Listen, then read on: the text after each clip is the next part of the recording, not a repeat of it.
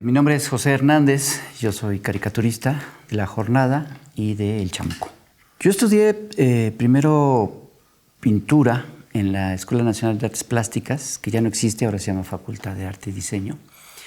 Y después estudié cine en el CUEC, en el Centro Universitario de Estudios Cinematográficos, que tampoco ya existe, ahora se llama Escuela Nacional de Artes Cinematográficas, ambos de la UNAM. Entonces, bueno, estudié 2 carreras en la UNAM y acabé haciendo monos. ¿Cómo acabé haciendo monos?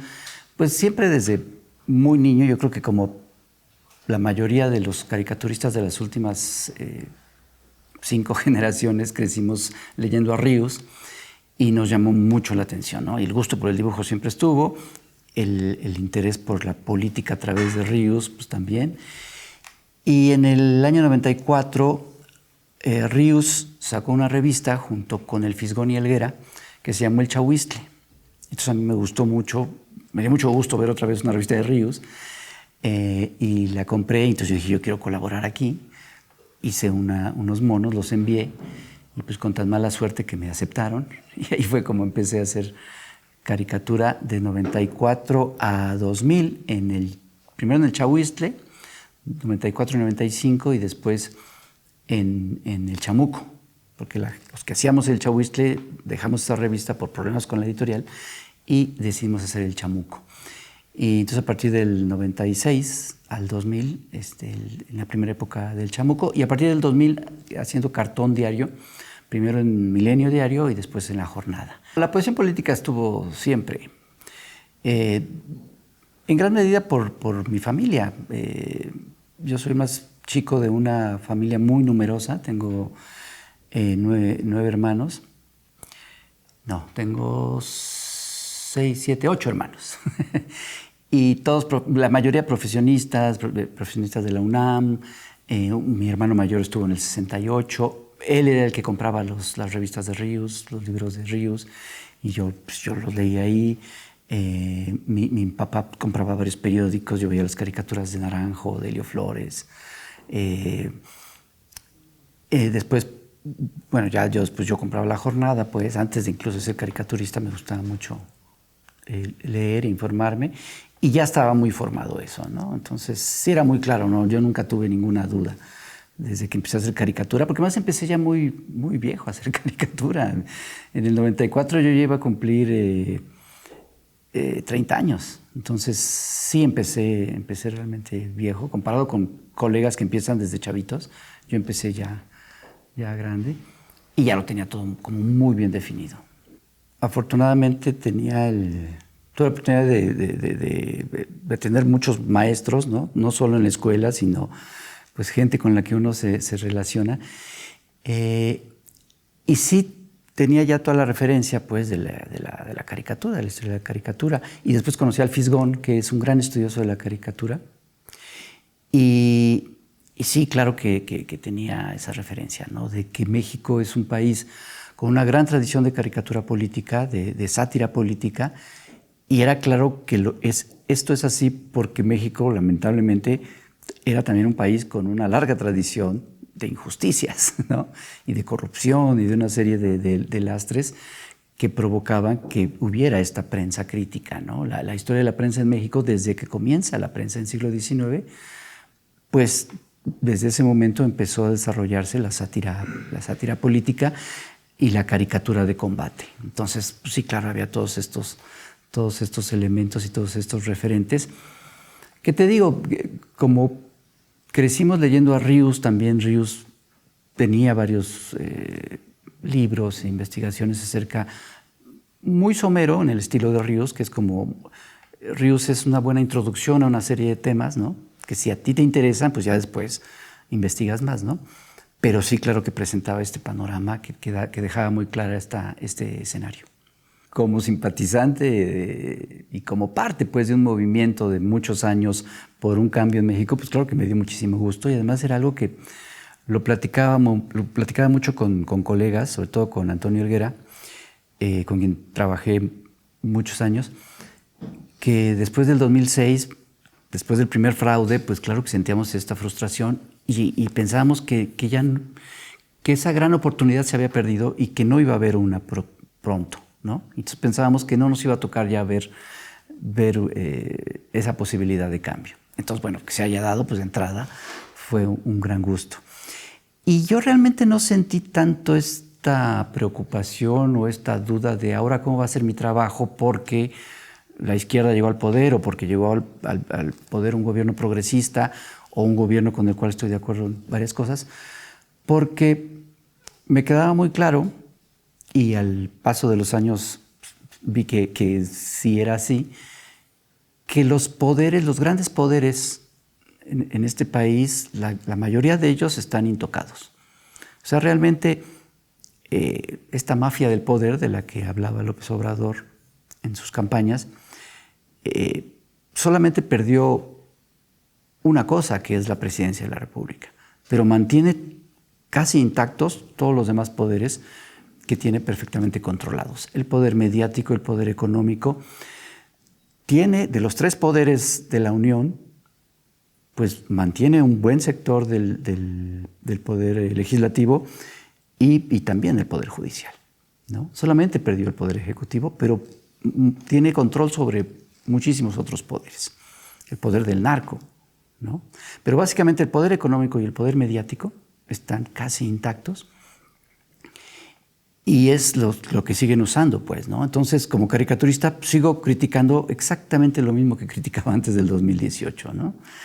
Y además, obviamente, también critico las cosas que me parecen criticables del gobierno de López Obrador, ¿no? Que además, a pesar de ser simpatizante con López Obrador desde hace muchos años, no he dejado de criticarle las cosas que me parecen criticables, ¿no? Por ejemplo, sus alianzas que ha hecho a lo largo de su carrera como político, ha hecho diversas alianzas con personajes que a mí me parecen impresentables, ¿no? Este pragmatismo a veces que a mí me parece muy cuestionable, porque generalmente se hace alianzas con personajes que acaban traicionándolo casi todos, ¿no? Y yo creo que sí hacen mucho daño al movimiento. Es una de las cosas que le he criticado siempre, ¿no? Le he criticado, sobre todo ya como presidente,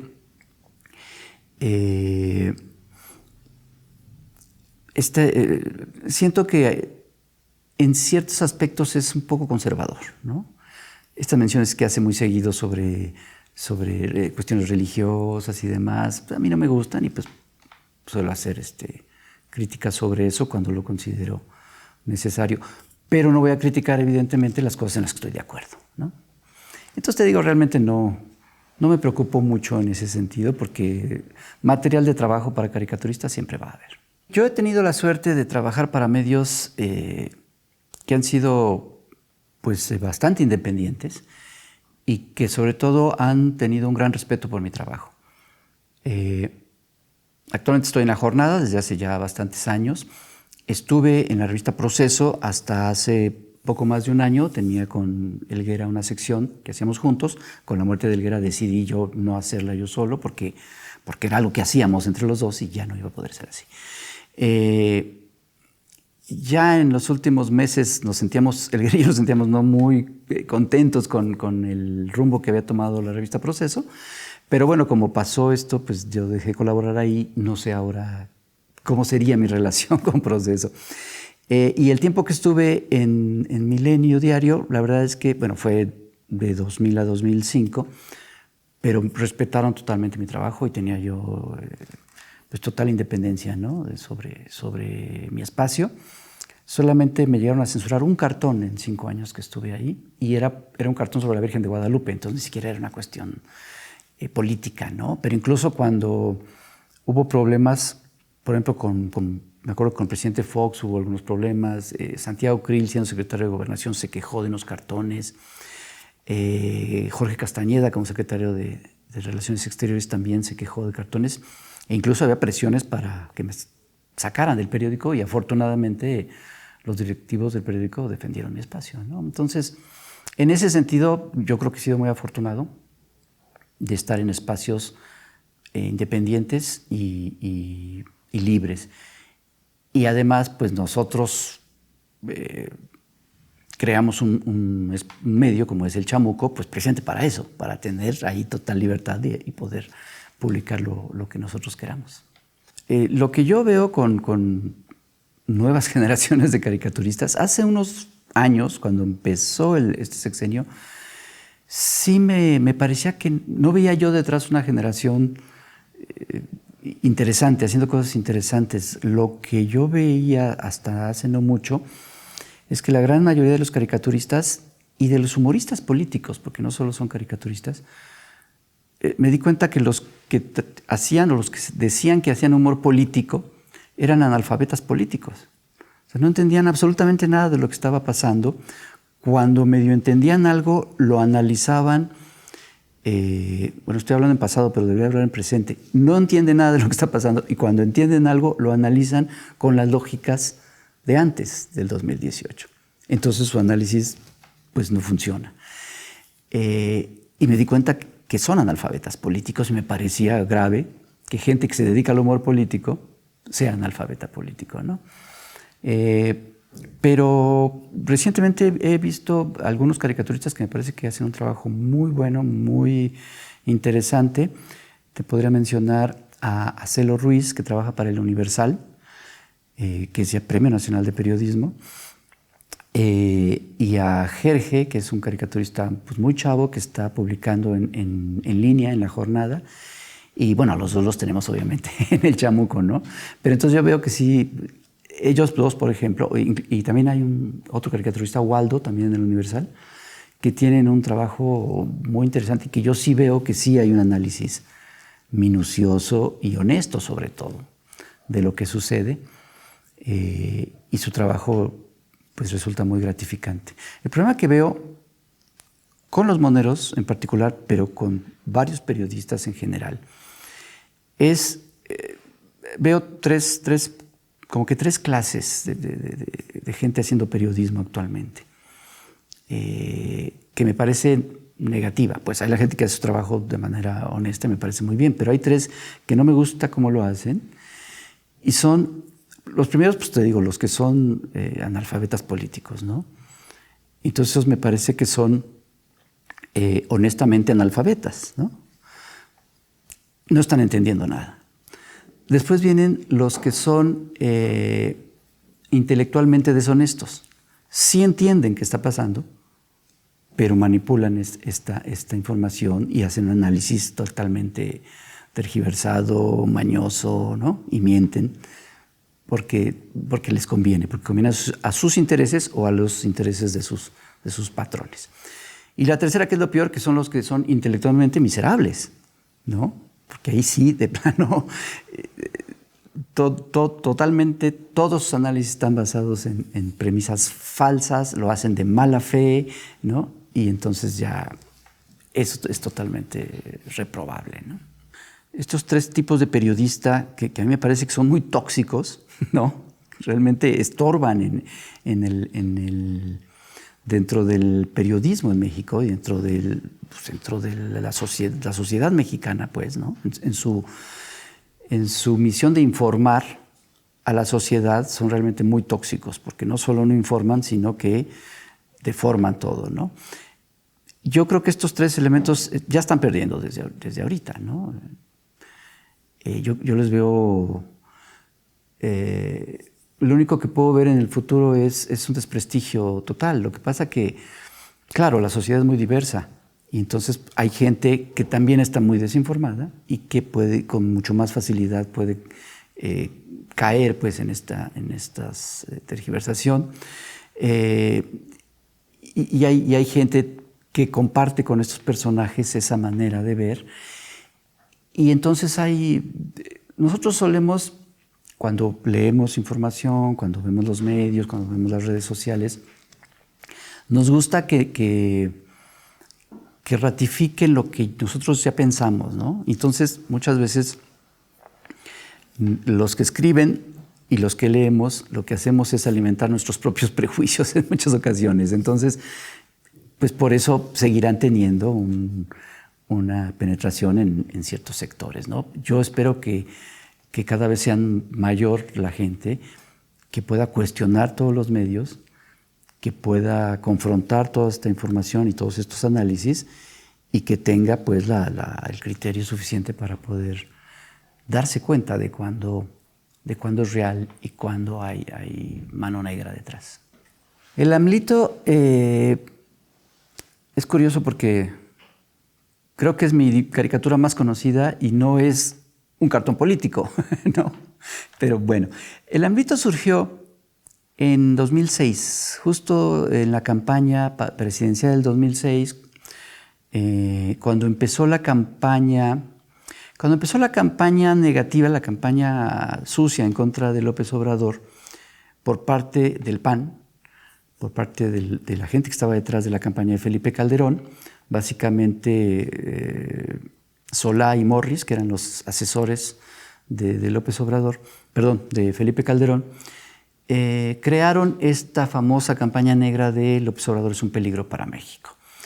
Y empezaron a hacer todos estos promocionales en donde mentían abiertamente y donde básicamente lo que hacían era apelar al miedo y de la gente, pues, o sea, no apelaban a razonamientos o a reflexiones, sino a sentimientos básicos, ¿no? Como es el miedo. Y entonces crearon toda esta campaña negra de López Obrador es un peligro para México. Y el PRD, que era en ese entonces el partido que había propuesto a López Obrador como candidato, trató de enfrentarse a esta campaña e hizo un promocional en donde aparecía Elena Poniatowska, que le pedía al PAN que jugara limpio, que no hiciera ese tipo de campaña sucia. Y el PAN respondió a su vez burlándose de Elena Poniatowska, ¿no? Y entonces Berta Maldonado, la famosa Chaneca Maldonado, que era la publicista que estaba cercana a la campaña de López Obrador, nos convocó a varios amigos, entre ellos al Fisgón y a mí, para dar ideas para contrarrestar esta campaña negra. Nosotros no éramos militantes no recuerdo si el Fisgón era militante del PRD, creo que él sí, pero yo no, y había otros que tampoco lo eran, incluso estaba Jesús Ramírez, si no recuerdo en ese entonces, estoy hablando del 2006, y nos reunimos en la casa del Fisgón para pensar maneras de contrarrestar esta campaña sucia. Entonces unos proponían frases, otros proponían imágenes, unos propusieron hacer calcomanías para repartirlas y que la gente de estos stickers que se ponían en los coches, ¿no? A mí se me ocurrió una frase, no recuerdo la frase, pero entonces hice un boceto donde ponía la frase y a un lado pues hice un dibujito rápido de López Obrador nada más para que quedara claro que ahí iba la imagen de López Obrador. Elguera y yo habíamos hecho meses antes, en ese entonces colaborábamos en Milenio Semanal, en la revista Milenio Semanal, hicimos una parodia de Mafalda con los personajes de política, pero con los personajes de Mafalda, ¿no? Entonces, Vicente Fox era Vicentolito, que era Manolito, Marta Sagún era Susanita, y López Obrador era Miguelito. Entonces era AMLito. Y ya había hecho yo ese dibujito, pues, con un López Obrador aniñado en el estilo de Quino de Mafalda. Entonces, pues como lo tenía muy fresco, ese fue el que dibujé para el boceto del sticker. Lo vio la Chaneca y le encantó. Y lo vio y dijo, ya sé, y que la frase sea, sonríe. Sonríe, vamos a ganar. Yo dije, no, qué mala frase. Pero claro, ella con su visión publicitaria, pues dio en el clavo. Y bueno, pues se hicieron los stickers. Ya fue muy al final de la campaña. Realmente, durante la campaña no pegó tanto. Pero luego vinieron las elecciones, vino el fraude, vinieron las protestas por el fraude, vino el plantón y las marchas. Y ahí fue donde empezó a circular más el AMLito. Y la gente pues se empezó a adueñar de él. Y en el plantón en Reforma pues veías AMLitos por todos lados. Incluso había un lugar donde los tenían fotocopiados y entonces los niños iban y los coloreaban y después los pegaban por todo ese puesto de campaña, en fin. Empezó ahí a crecer, ¿no? En todo lo que fue las marchas de protesta posteriores al fraude del 2006, empezó a crecer. Y ya la gente se adueñó de él. Incluso hubo reacciones de panistas en contra del AMLito, y muy fuertes y muy salvajes. Yo recuerdo una animación, empezaban, creo que todavía no eran celulares, pero en las computadoras, en los chats y eso, empezaban a darse los chats, y empezaban, pues lo que ahora son los stickers, ¿no? De entonces, y recuerdo que había uno que era el AMLito, sonriendo, y de repente le daban un balazo en la frente. Y pues claro, ya morían, ¿no? Y salía la sangre, o sea, era una cosa tremenda. Hicieron muchas parodias, tanto en buena onda como muy, muy, muy fuertes en contra. Y pues pegó. Después, años después, bueno, yo vi que algunos personajes políticos empezaron a utilizar un dibujo muy similar para sus campañas, ¿no? Gente del PRD, básicamente, pero incluso también de otros partidos, ¿no? Incluso Dante Delgado, cuando todavía estaba en alianza con el PRD, una vez me buscó para que le hiciera yo un dibujito al estilo AMLito. No, yo le dije que no, porque... y varios me lo han pedido, pero yo no puedo hacerlo, porque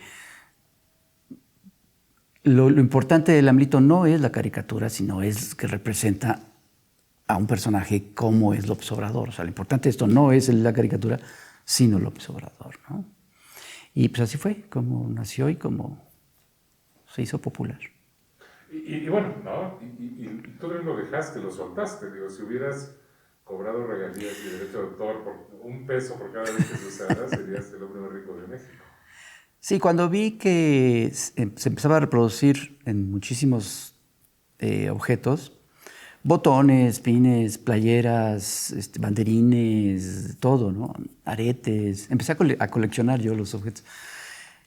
Ya no recuerdo si yo lo pensé o alguien me dijo, oye, pues regístralo. Bueno, sí lo tengo registrado, de hecho, pero no, nunca la intención fue esa. Y además, pues mi trabajo no es ese, pues, ¿no? No tengo la menor intención de hacerme millonario por el AMLito ni nada por el estilo. Una vez un supuesto periodista en Twitter, no recuerdo su nombre, supongo que no va a ser nadie importante, me acusó en Twitter de que López Obrador me había regalado un departamento como pago al AMLito. Y esto fue ya en 2018. Y dijo que antes del día de las elecciones, del 1 de julio del 2018, iba a mostrar las pruebas de eso. Bueno, pues ya pasaron varios años, no ha demostrado ninguna prueba. A mí ya me urge porque pues sí, me gustaría dejar de pagar renta y irme a vivir a ese departamento, pero pues hasta ahorita no veo claro. Sí, claro que podría haberlo hecho, pero pues no.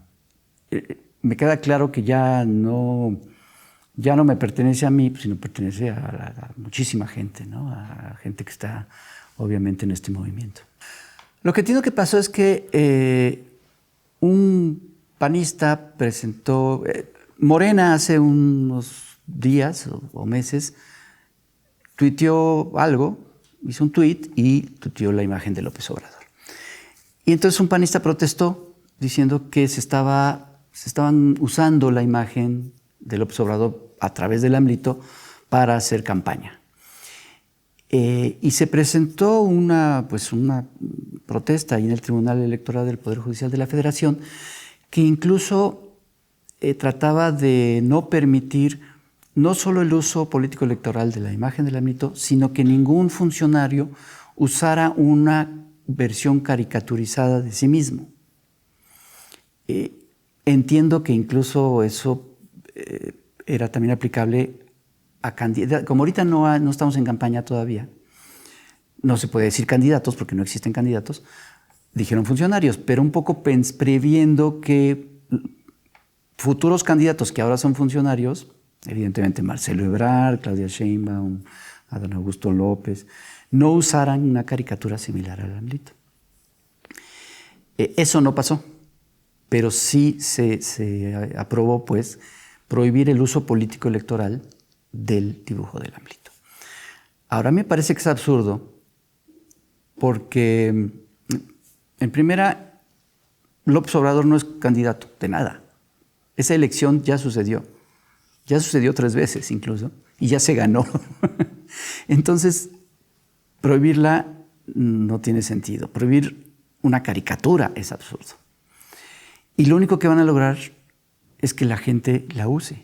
Y no pueden prohibirle a la gente que la use. O sea, sí, tal vez sí puedan prohibir que ciertos candidatos, cuando ya sea época de elecciones, cuando ya haya una campaña en forma, utilicen la figura de López Obrador por ser el presidente, eso lo puedo entender. Pero que la gente deje de usar el AMLito, pues eso sí nunca lo van a hacer. Y con esta medida lo único que van a lograr es que, de hecho ya lo lograron, yo ya lo veo en redes sociales, como todo el mundo ya está usando el AMLito, entonces pues que lo sigan usando y que la gente lo va a pegar en la fachada de su casa, en sus ventanas, lo va a usar en sus coches, y eso ¿cómo lo van a impedir? Es absurdo.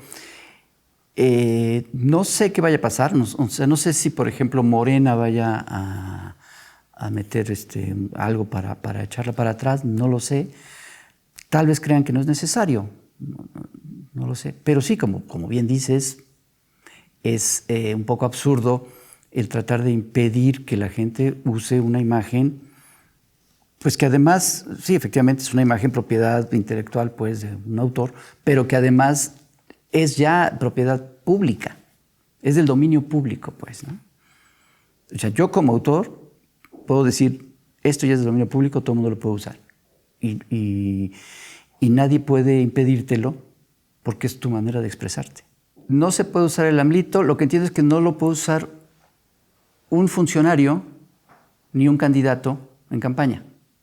No podían decirlo así porque, te digo, todavía no estamos en campaña, aunque bueno, ya empezaron las campañas del Estado de México. Ya vi que hay una delfina, monito parecido al AMLito. No sé si se la vayan a prohibir.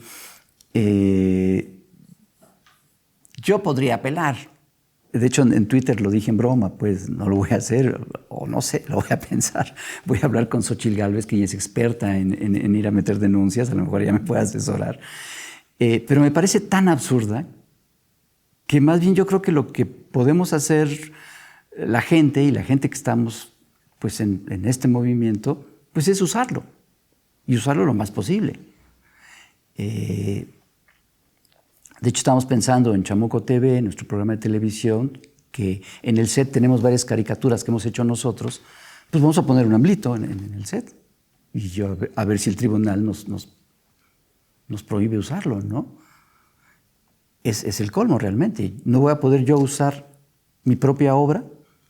No lo voy a hacer con fines político-electorales. Yo no soy político, no hay ninguna elección, pero quiero difundir mi caricatura. ¿Cuál es el problema con eso? Yo estoy muy, muy contento con lo que está pasando en el país. Evidentemente hay muchos problemas, hay muchas cosas terribles. Nos enfrentamos además a una derecha que se resiste a los cambios y que se resiste cada vez de manera más irresponsable, claro, porque van viendo que todo lo que hacen no les ha estado funcionando. Antes del 2018, una de las partes de esta campaña negra contra López Obrador era que iba a convertir a México como Venezuela. Nos íbamos a convertir en Venezuela. Yo me acuerdo que en ese entonces yo pensaba, es muy probable que sí, no nos convirtamos en Venezuela, pero que sí haya un parecido, pero en el sentido de cómo reacciona la oposición en Venezuela. Eso sí me daba mucho temor, porque en México la oposición cuando estuvo en el poder, es decir, el PRI y el PAN cuando estuvieron en el poder durante muchísimos años, sobre todo el PRI, y sobre todo en los últimos 30 años, a lo largo de todo el modelo neoliberal, actuaron con muchísima irresponsabilidad.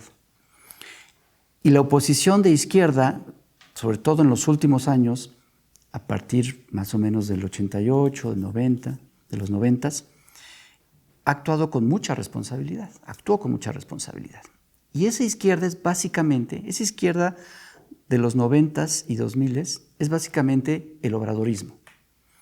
Y siempre actuó con mucha responsabilidad. Se ha dicho muchas veces, ¿no?, del plantón de Reforma donde no se rompió ni un vidrio. Y era este grupo compacto, cuando estaba en el gobierno, era el que actuaba, el que siempre actuó con mucha irresponsabilidad. Ahora que se invirtieron los papeles, claro, yo temía que esta derecha actuara de manera muy irresponsable y que fuera capaz de hacer cosas terribles. Hasta ahorita se ha mantenido, el mismo López Obrador dice, podemos estar tranquilos de que solamente hacen marchas y dicen cosas, pero no pasa de ahí. Yo espero que de veras no pase de ahí en estos años que vienen y que se mantengan pues dentro de los límites del absurdo que ellos mismos han creado.